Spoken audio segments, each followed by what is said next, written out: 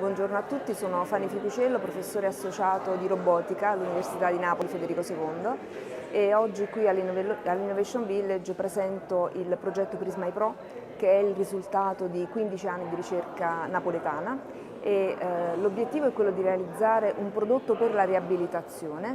Prismai Pro è una mano robotica avanzata che va in qualche modo a soddisfare i bisogni di tutti coloro che hanno perso l'utilizzo dell'arte superiore.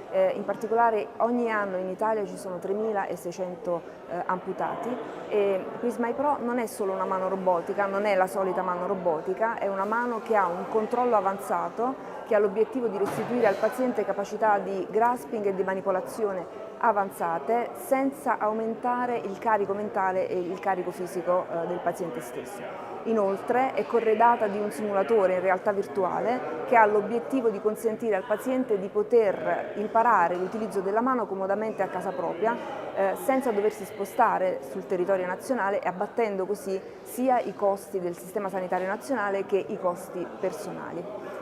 Siamo un gruppo di ricerca ma abbiamo l'ambizione di diventare un'impresa, abbiamo tantissimi giovani che vogliono esprimersi e vogliono utilizzare le proprie capacità e anche tutta l'esperienza della ricerca che hanno imparato nel nostro gruppo per fare impresa qui al sud. E questa è un'ottima occasione anche per avviare tantissime altre iniziative che utilizzano la robotica nelle applicazioni medicali. Noi facciamo anche robotica, non solo robotica riabilitativa ma robotica chirurgica. La tua esperienza per ora? Per ora sono molto felice di essere qua, innanzitutto di raccontare la nostra esperienza di ricerca, la nostra idea di progetto. Sono felice di aver portato con me due giovani ricercatori e di dare a loro l'opportunità di affacciarsi al mondo dell'impresa.